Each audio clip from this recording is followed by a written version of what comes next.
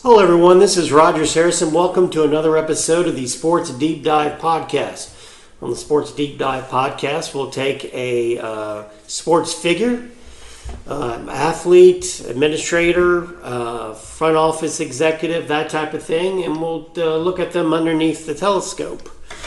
Also, we might take a sports subject or a sports event and also take a look at that underneath the microscope here in the Sports Deep Dive Podcast. Today, I'm joined by Brian Koparik. Brian's going to help me co-host this podcast. Brian, how are you? I'm great. How are you, Rogers? I'm doing fabulous. Thanks for asking. Brian, today we're going to continue our series with the sports and media. We've talked about the NCAA. We've talked about the NFL. We've even talked about Major League Baseball. And today it's the NBA's turn, the National Basketball Association. Woohoo! So you ready? We'll go if you're ready. Let's do it. All right. The NBA's history with media started in 1953 with the Dumont Network. You may have remembered we've mentioned the Dumont Network before and their foray into sports. Unfortunately, Dumont Network is no longer with us. And to prove that, it quickly moved to NBC a year later. So NBC's first tenure, so Dumont had it for the 1953-54 season. NBC had it from 1954 to 1962. Wow. You're probably more familiar with the NBC heyday in the late 80s and 90s when they had Magic Johnson, Larry Bird, Michael Jordan, that type of thing, which, helped the NBA and NBC. Yeah, a lot. Right? The league developed its own media production arm, NBA Entertainment, and has since been on traditional TV, cable, streaming, social media to build up its global brand, but we'll talk about all of that. So like I said, Dumont, 53, 54, NBC from 54 to 62. Then, from 1962 to 1964, the NBA was televised on the Sports Network Incorporated, also known as the Hughes Television Network. Ooh, so is that part of HughesNet? I'll tell you about Hughes. Okay. So, the Hughes Television Network was originally the Sports Network Incorporated in the early 60s. Now, the founder, was Edward J. Scripps Jr. Okay. And then he later sold it to Howard Hughes, hence the name. Okay. Now, if Scripps and Hughes sound familiar, both owned media empires. Scripps more newspapers, Hughes newspapers as well, but then Scripps got into the television game and owns TV stations throughout, currently owns like TV stations in various markets. Okay. So it became Hughes Television Network around 1968. It was trying to be the fourth national TV network in the U.S. NBC, ABC, and CBS were the top three. This was before Fox. The peak years were 1962 through, the 70s, maybe the mid-70s. Headquarters in New York City. New York City. So, but they had it for just 54 to 60. It's from 62 to 64, just a short couple of years. Like I say, Hughes eventually faded away in the 70s. All right, now from 64 to 73, ABC was the primary over-the-air broadcaster of NBC. Okay. So during this time,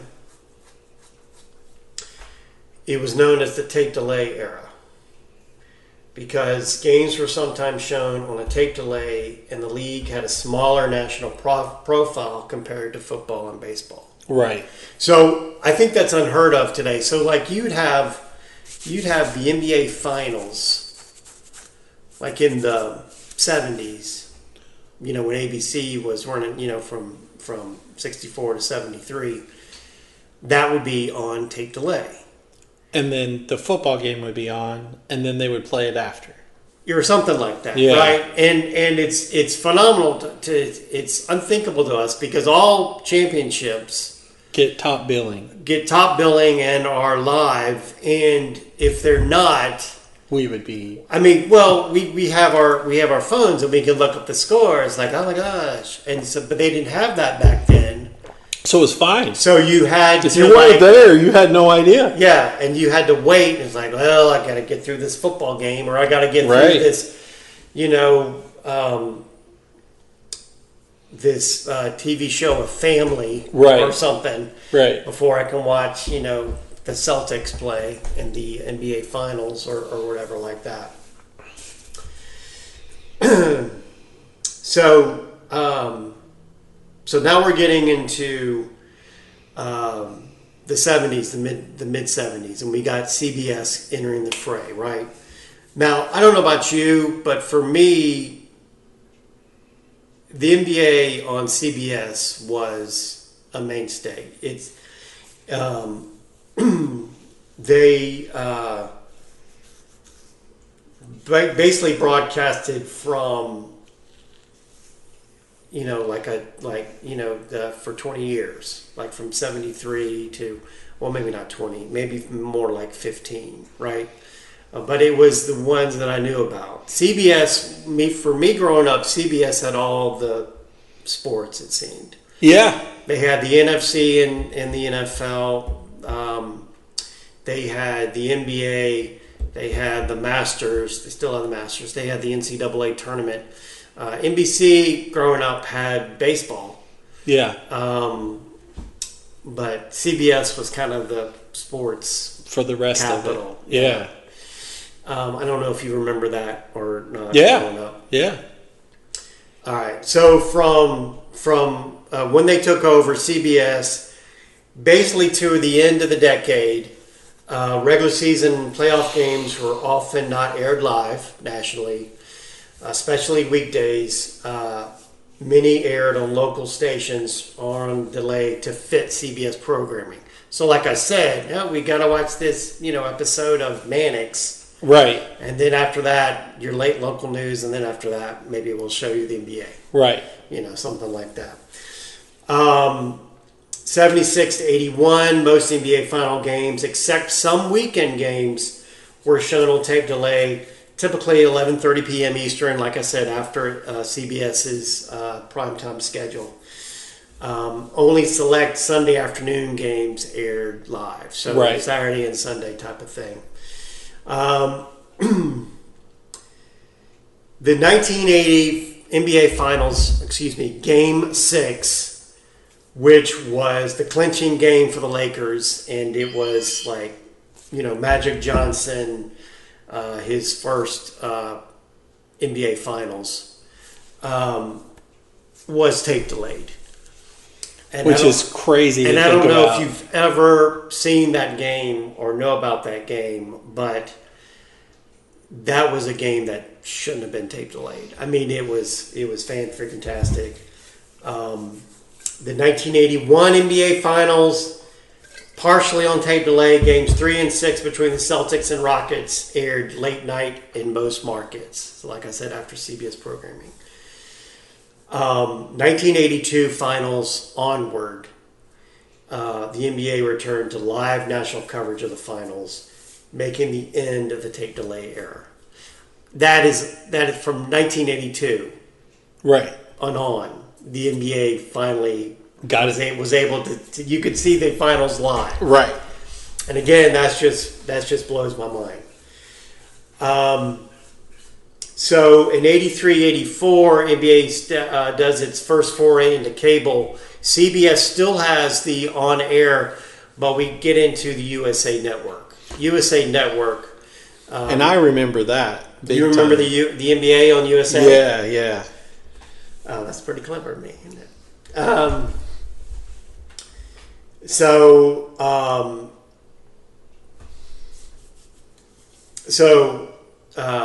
the 80s were kind of the golden era for the NBA. You had all these stars. Like I said, you had Michael Jordan, Larry Bird, Magic Johnson. You had all the Pistons. You had the rest of the Bulls. Right. You had... And so with rising stars like that, the NBA was starting to be on the conscience of some people. Landmark multi-deal with NBC began in 1990. I don't know if you remember all that. I do. They had all that NBA Showtime and stuff. Yep. And then, of course, NBC, when they got in 90, they just happened to have this guy named Michael Jordan, which, helped the Bulls win some championships. Yep. Inside the NBA began gaining traction in the late 90s, blending basketball commentary with humor and credibility of former players inside the NBA. Used to be on TBS and then TNT, as you know. Like I said, in 1982, the NBA formed NBA Entertainment to produce films and other content, kind of like NFL films type of thing. Yep. The league embraced cable in the 80s and later streaming as well, transforming itself into a media producer and distributor.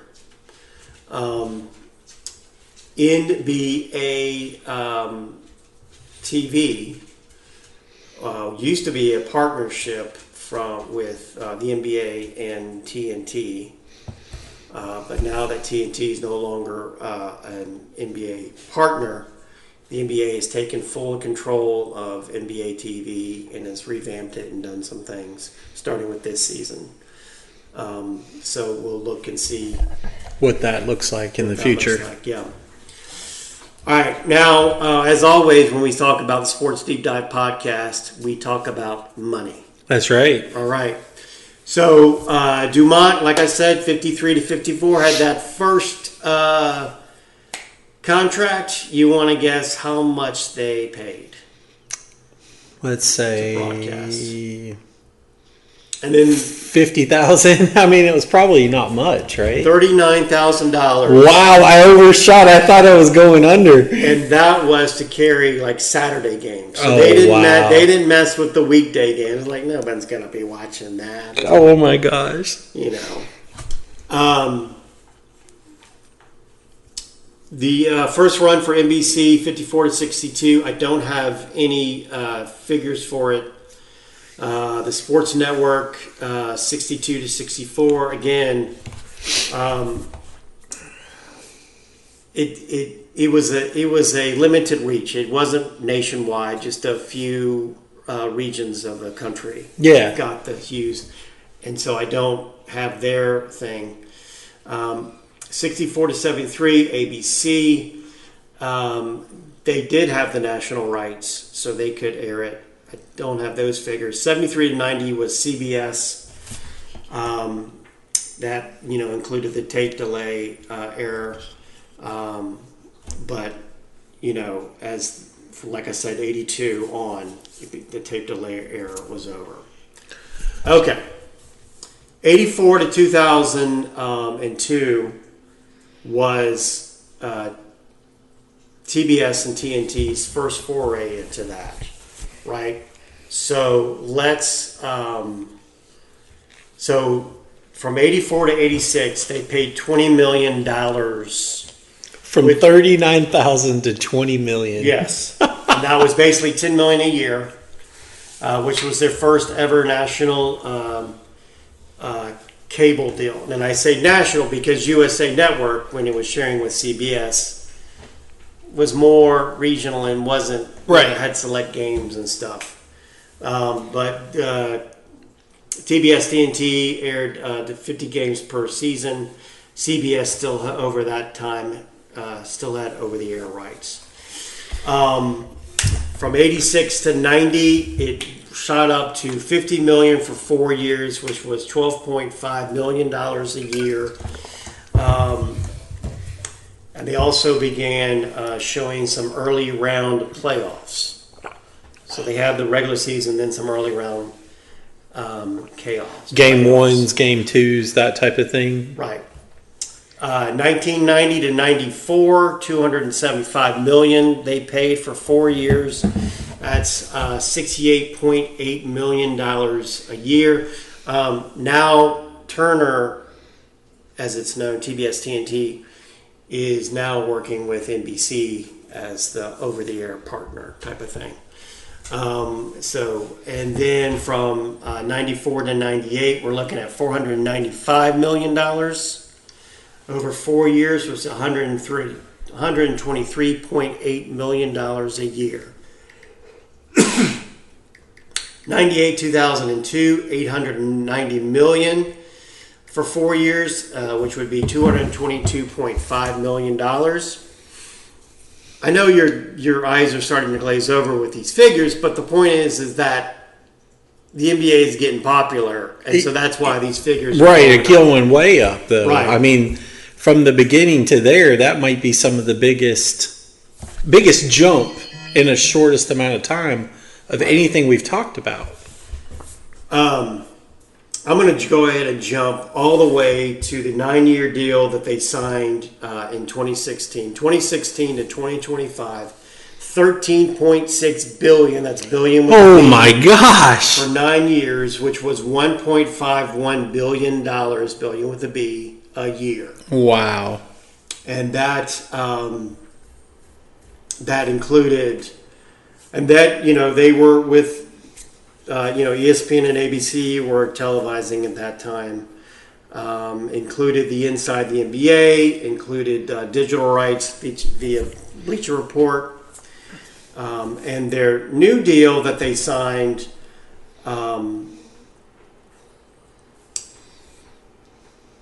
is from 2025 to 2036, 11 years, $27.5 billion, $2.5 billion a year, and that's basically with streaming rights for HBO Max and Bleacher Report access for things as well. That's not bad. Can you believe that?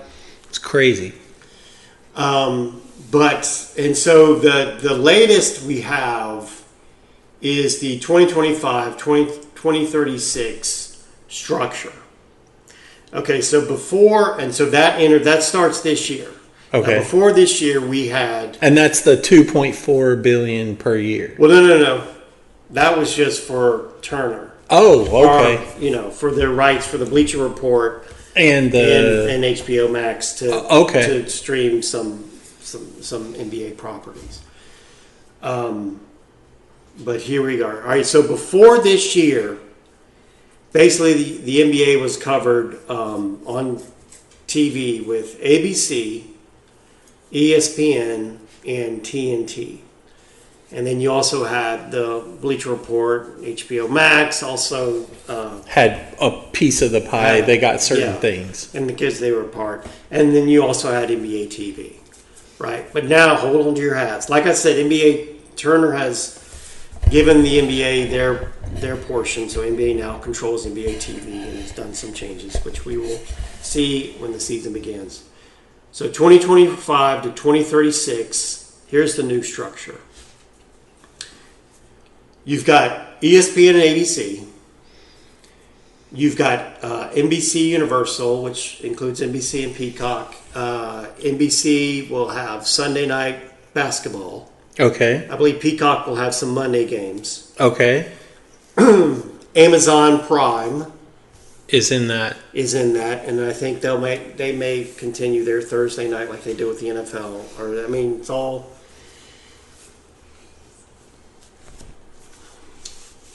Disney paid $2.6 billion a year for their package.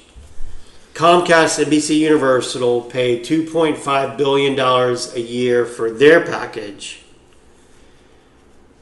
And then Amazon, between 1.8 and 1.9 billion a year. And I say 1.8 because, some outlets say, well, they paid 1.8 something. They said, well, they paid 1.9. So it's kind of, Okay. That's the ballpark.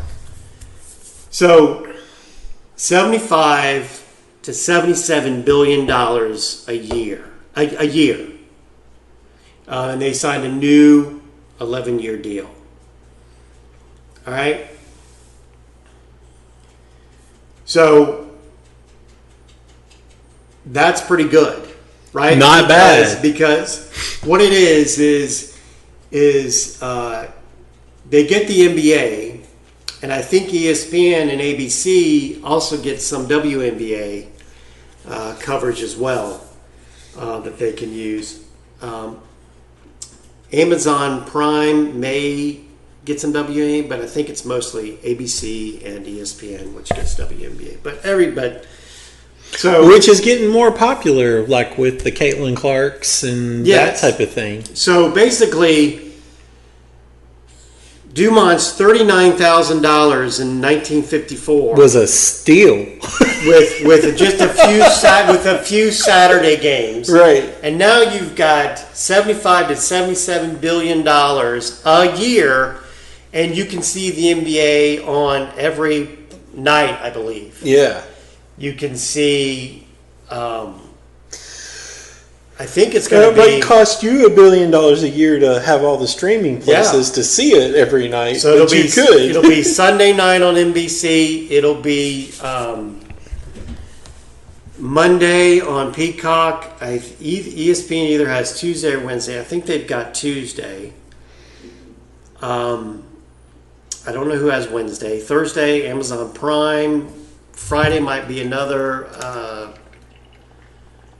ABC, ESPN. Saturday, ABC. Sunday afternoon, maybe ABC. I mean, it's just right. You can watch the NBA every free, and then that does not include the regional networks that cover these various NBA teams. I didn't even talk about that. I'm just talking about the national. Right. This is just the big boys. I mean, they're getting something from them as well. These regional, so you can watch your Houston Rockets on FanDuel Southwest or whatever it is.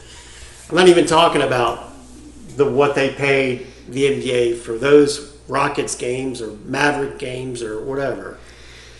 And then no telling what like popular teams like the Boston Celtics are paying, or what NESN is paying to broadcast Boston Celtics games, or what the Lakers are being broadcast for, and that type of thing. So there's a look at the NBA sports media deal, and it looks like that I've blown your mind, Brian. That's a lot of money. Yeah, that's a lot of money. It's no wonder these players are making what they're making. I mean, just the media deal is that. But they should give away the tickets for free. They're making all their money straight off of the media deal. I could have. If I looked under the couch cushions, maybe I could find $77 billion. Right? Yeah, exactly. Yeah. I could broadcast. We could make it.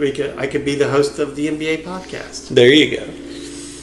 But anyway, that's the NBA media rights in a nutshell and their media history. I want to remind everybody that this Sports Deep Dive podcast is a Podbean presentation, Podbean podcast. It is brought to you without commercials. That way you can listen to us on your way to work, or if you're in the shower. Hopefully your electronic device is not in the shower with you.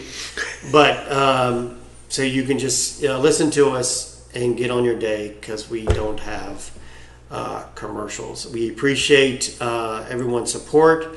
We are in the middle of season 2, and we got to a season 2 because of you listeners out there, and we appreciate that. Brian, I guess you're going to tell people that you do more than just co-host this podcast with me, don't you? Yeah. So I host a YouTube channel called Random Things with BK, which is a DIY, just about everything channel. So check that out on YouTube, TikTok, Facebook, and Instagram. And you can get, again, that's hashtag Random Things with BK. All right. So until next time, when we highlight another sports figure, sports conference, sports league, or just another sports event, this is Rogers Harrison with Brian Kaparik saying so long, everyone.